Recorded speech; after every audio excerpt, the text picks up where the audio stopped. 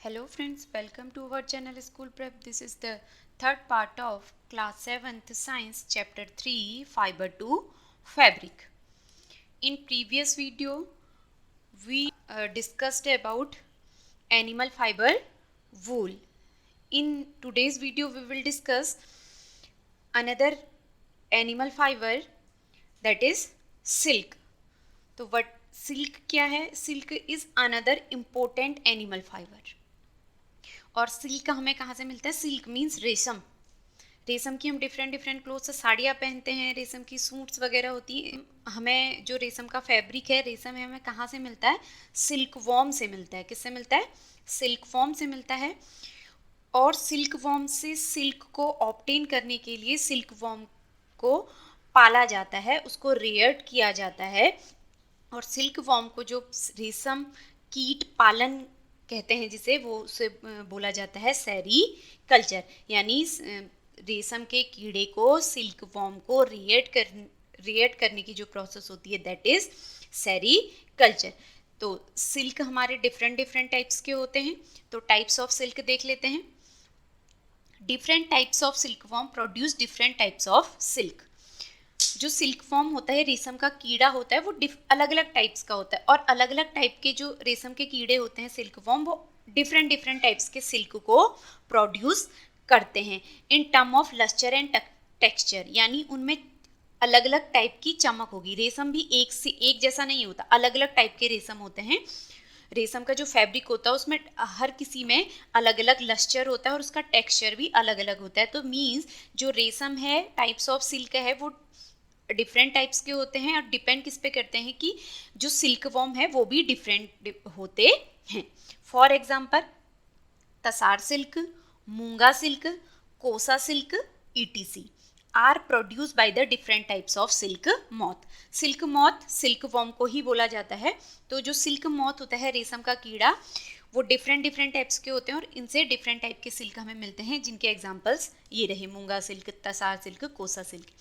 And most important है, जो most common है, दैट इज मलबेरी सिल्क. ये क्या होता है? सिल्क मॉथ में सबसे कॉमन होता है मलबेरी सिल्क. वो सिल्क होता है जिसमें जो सिल्क मॉथ होता है वो मलबेरी लीव्स से अपनी फीड, अपना भोजन ऑब्टेन करता है या गेन करता है. वो मलबेरी सिल्क होता है और मलबेरी सिल्क सबसे ज़्यादा कॉमन है. ओके. अब हमें सिल्क वॉर्म से सिल्क ऑब्टेन करना है, तो उसके लिए हमको सबसे पहले क्या करना होगा? Rearing of silk worm. Silk worm का पालन करना होगा, रेशम कीट पालन. So the rearing of silk worm for obtaining silk is called sericulture. Silk obtain करने के लिए रेशम के कीड़े, सिल्क वॉर्म की का पालन करना, उसकी केयर करना, उसको फीड देना. फॉर किसके लिए? कि ताकि हमको सिल्क मिले, हमें रेशम हम ऑब्टेन कर सकें. तो इसे क्या कहते हैं? सेरीकल्चर, रेशम कीट पालन. Silkworm are reared on mulberry leaves as they feed on mulberry leaves. जो सिल्क वॉर्म होते हैं वो अपना भोजन कहाँ से लेते हैं? मलबेरी लीव्स से पे फीड करते हैं. दैट्स वाई उनको कहाँ रेयर्ड किया जाता है? मलबेरी लीव्स में ही रेयर्ड. यानी उनको, उनका जो पालन होता है वो कहाँ होता है? मलबेरी लीव्स में होता है. इसके लिए हम सबसे पहले हमको सिल्क वॉर्म की लाइफ साइकिल को जानना होगा, डिस्कस करना होगा. उसके बाद, क्योंकि उसकी जो पूरी लाइफ साइकिल है उसी में हमको क्या ऑब्टेन होता है, वहीं से हमको सिल्क ऑब्टेन होता है. तो सिल्क कैसे ऑब्टेन होता है, कैसे हमें सिल्क फाइबर मिलता है, उससे पहले हमें उसकी लाइफ साइकिल को समझना होगा. तो सिल्क वॉर्म की लाइफ साइकिल ये देखिए. सिल्क वॉर्म जो है वो मेल एंड फीमेल 2 टाइप्स का होता है. तो जो फीमेल सिल्क वॉर्म होती है वो क्या करती है? एग्स देती हैं. जो फीमेल सिल्क वॉर्म होती है that Lay's eggs from which hatch larvae. और उससे क्या बनता है? लार्वी बनता है. जो फीमेल सिल्क वॉर्म होती है वो किस पे एग देती हैं? मलबेरी लीव्स पे एग देती हैं, क्योंकि वो फीड मलबेरी लीव्स पे करती है. तो उनको रेयरिंग उनकी मलबेरी लीव्स पे होती है, तो एग्स भी मलबेरी लीव्स पर ही देती हैं. जब एग हैच हो जाता है तो वो लार्वी में कन्वर्ट होता है. ये देखिए, लार्वी में कन्वर्ट होता है और इस लार्वी को क्या बोला जाता है? कैटरपिलर या सिल्क वॉर्म. जो एग्स होते हैं जब वो लार्वा में चेंज होते हैं, तो लार्वा में चेंज होने के बाद उनको क्या बोला जाता है?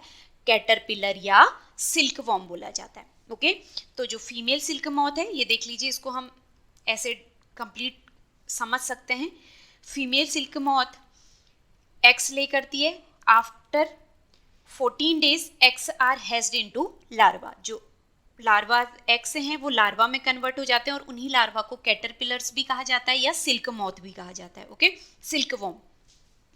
देन जो कैटरपिलर्स होती हैं वो क्या करती है, साइज में ग्रो करती हैं। कैटरपिलर साइज में ग्रो करने के बाद वो अपनी नेक्स्ट स्टेज में एंटर करती है और नेक्स्ट स्टेज का नाम है प्यूपा। तो प्यूपा कैसे बनता है हम इसको देख लेते हैं। फर्स्ट में क्या करता है, फर्स्ट में जो कैटरपिलर होता है वो वीवर नेट एंड इनक्लोज्ड, अपने चारों ओर मतलब अपने आप को किसमें होल्ड करता है, एक वीप नेट बनाता है, एक जाल जैसा वीप करता है, बुनाई करता है अपने चारों, उसको अपने में होल्ड करता है।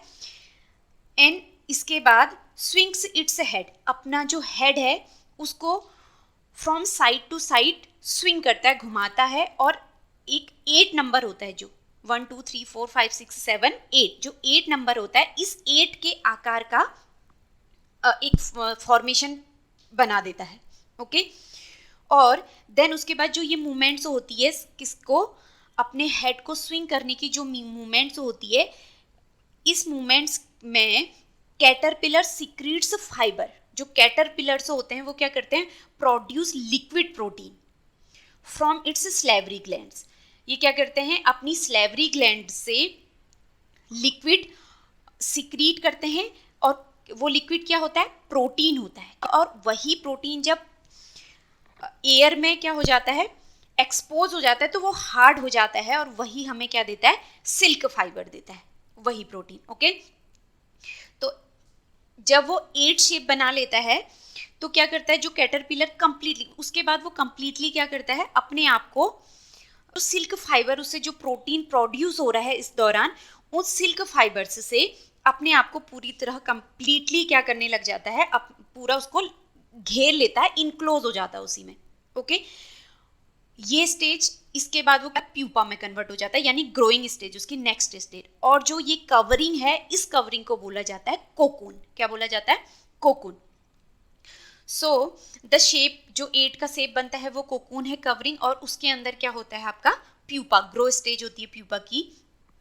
वो कोकून में कुछ टाइम के लिए रहता है और after coming out of cocoon grows into silk moth. उसके बाद क्या करता है, जो प्यूपा होता है वो कोकून से बाहर आता है और एक सिल्क मॉथ यानी दोबारा से किस में चेंज हो जाता है, सिल्क वॉर्म में, या सिल्क जो रेशम का कीड़ा है उसमें चेंज हो जाता है। तो ये इसकी लाइफ साइकिल है। इसकी लाइफ साइकिल को हमने अच्छे से समझ लिया होगा कि कैसे सिल्क वॉर्म एक्स से कंप्लीट होके सिल्क मॉथ में दोबारा से उसकी पूरी लाइफ साइकिल कैसे कंप्लीट होती है। तो इसी लाइफ साइकिल में एक स्टेज आई थी कोकून। इसी कोकून से हमें क्या मिलता है, सिल्क फाइबर मिलता है, क्योंकि जो लिक्विड सिक्रीट होता है उसी से हमको क्या मिलता है, सिल्क फाइबर मिलता है। तो हम नेक्स्ट वीडियो में डिस्कस करेंगे कि कैसे हमें कोकून से सिल्क मिलता है, सिल्क फाइबर मिलता है, और उस सिल्क फाइबर से हम कैसे फैब्रिक्स बनाते हैं। Okay, see you in next video. Thank you for watching.